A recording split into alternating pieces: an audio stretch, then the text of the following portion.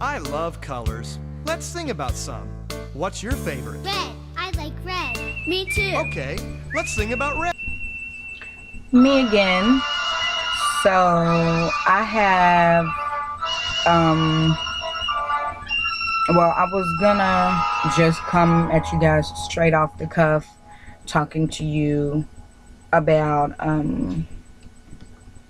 small kids being left in hot cars, but I think it's better if I read what I wrote, because I'm likely to get off subject and I don't want to be so distracted and so upset that I forget to talk about the issue at hand. So about a week or so ago, I wrote my notes on what exactly I was going to say and how I was going to address this. And I'm just basically going to read it to you. I'll try and make as much eye contact as possible. But yeah, so here we go.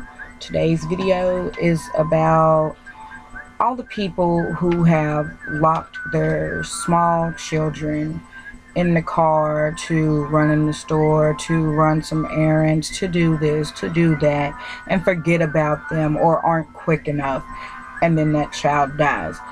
First of all, I am so sick of seeing these videos and these posts and these links and stuff like that on Facebook about these kids who were left in the car, and people had to break the windows open, and people had to call the police on the parents. It's stupid. It's really stupid. There is no way that you should forget there's a live, living, breathing human being in your fucking car with you. I understand that they're small. I understand they may have fallen asleep and they may not be making any noise, but there's no reason at all on God's green earth to forget that child. And with that being said, I will go ahead and read what I have on my notes for you guys. This is 2 pages, front to back, by the way. I will try to kind of speed through it so it's not a really long video, but I apologize in advance. Y'all have watched longer for me. Whatever. So, here we go. Here's what's bothering me about all these reports of parents whose kids, small toddlers and infants at that, have died because they were left in a car. You didn't fucking forget that child. Ain't no way. You purposely left them in that car. You opened that shit up from the inside. You set your feet on the concrete and you left your car. Now, for these parents who say that they forgot their child was in the car, bitch, you lying. You lying. Even if your day was exceptionally busy from moment one, even if you got out of the car, there's no way that your day was just so busy all the way up to the point that you got out of your car when you reached your destination that you forgot about that child. You remembered to take your keys. You remembered to pick up your $300 cell phone, right? But you forgot your child, whose life is more invaluable than your easily replaceable cell phone. You forgot your child, who you would and already have easily spent at least $35,000 on within the first 2 years of their life. And that's diapers, shoes, clothes, bottles, what have you, crib, all new parent stuff, you know.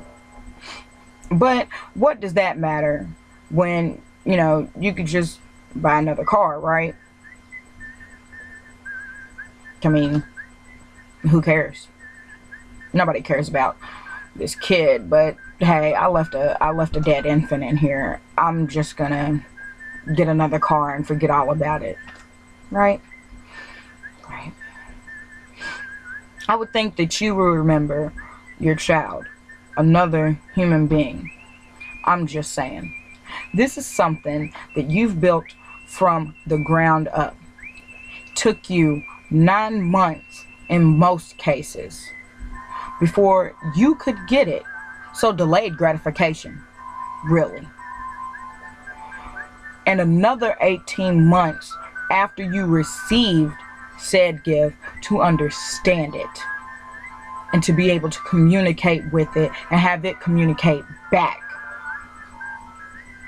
But I guess that's not a priority to everybody. So my suggestion for you forgetful parents is to utilize the links that you see on Facebook, and those would be things like the shoe trick. When you get in the car and you've strapped your child in and then you get in the front seat, take off your shoe and put it on the back seat. You're not going to get out of the car without shoes on. You won't forget your child if you have to look back and look for your shoe. What I would suggest personally, since everybody is so caught up on social media and texting and calling and FaceTiming and stupid shit like that, is to take your cell phone and put it in your child's car seat. If you've ever lost your phone before, you know the panic that comes with looking for your phone. So you're gonna panic, you're gonna look for your phone, and then you're gonna remember where you put it, and then you're gonna remember why you put it there.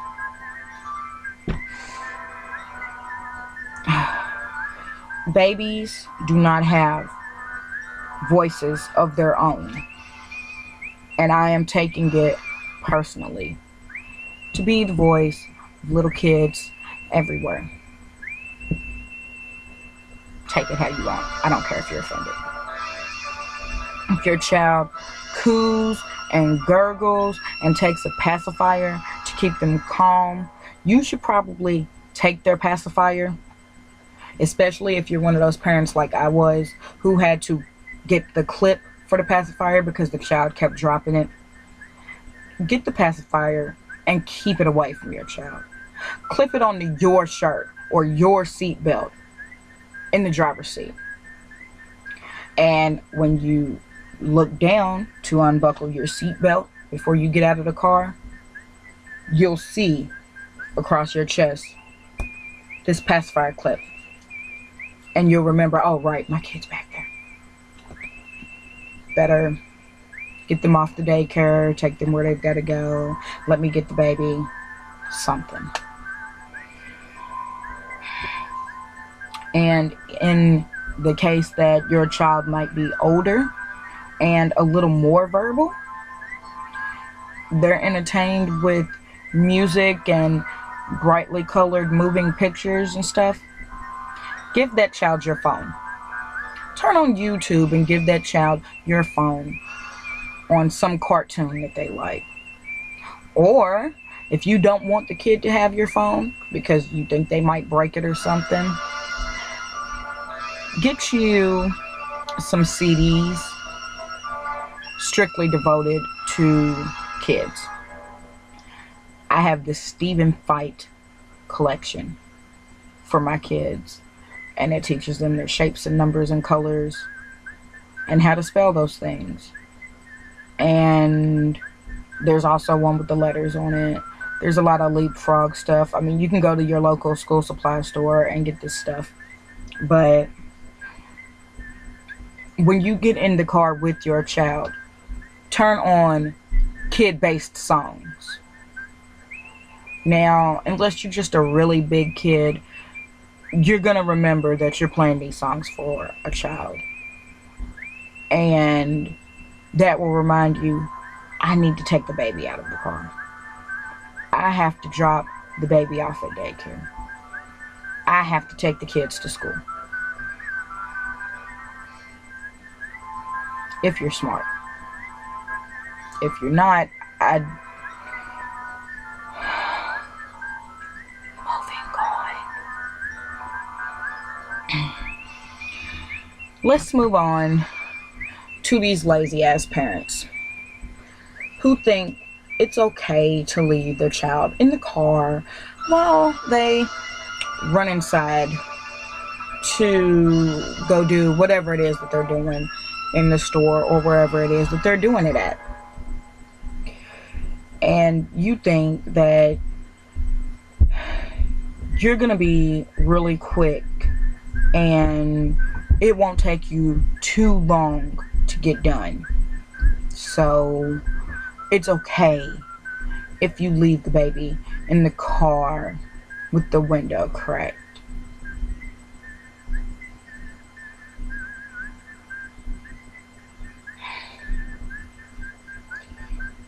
You bitch. You fucking disgust me to the inner being of my inner core. And I mean that shit from the very bottom of my blackest, deepest, dirtiest heart. First of all, nobody of any age at all possible likes to be left alone. We all want our space and our privacy, but nobody wants to be alone. We crave companionship. That is why we make friends with people. It is why we date. It is why we engage in romance. No one wants to be left alone. It's selfish of you to think that you'll be fast enough not to be missed by this very, very, very small person who is entirely dependent on you. Second of all, even if you left the child in the car with the windows cracked, there's no crack big enough for you to get away with justifying leaving that child in the car by themselves. The internal temperature in the car is going to be sweltering. Do you understand me? Sweltering. That inch, quarter of an inch, that sliver of a breeze that floats through that very small gap in between the metal and the glass is not enough to keep your child cool. And if you've ever sat in your car in a parking lot waiting on someone to run in the store really fast on a hot day or even a mild day with your windows down and still managed to sweat your ass off, then you ought to know what the fuck that shit feels like, and you ought to know that it's uncomfortable, and you ought to know that it's just wrong. My next, I can't move on until I tell you that your kid can die from heat exhaustion with the windows rolled all the way down, with a crack, with someone else in the car with them. You may think, oh, well, there's an older kid in there, they'll know what to do. That older kid is suffering just as much as that smaller child is. That older kid is hot, but not as hot as that baby, because that baby is smaller. And for that baby, it's a fucking inferno. My next and most major point is that no matter how quick you think you are, it's not quick enough. And if you're an impulse shopper like me, and you go into the store with a set list of things to buy, and you know that that's all that you're supposed to get, knowing that you are easily distracted, that you will probably detour down a aisle that you shouldn't be in, and you go in to get 2 things, but you somehow manage to come out of the store with 2 carts full of things.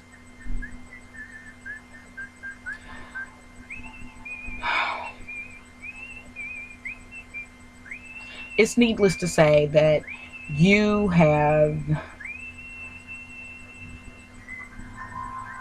just exacerbated the time in which damage has been done to that child.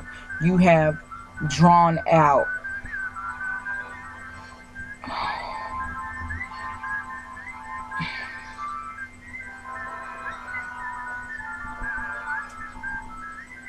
that's not even accounting for stuff that could be wrong in the store, like them being out of the item that you're there for, like there being super long lines, which everybody should know because I'm pretty sure you probably shop at Walmart or the like, which that's not accounting for staffing errors, like not enough cashiers or new cashiers who are being trained and don't know what they're doing, or maybe shift changes in the middle of the day or night or whatever.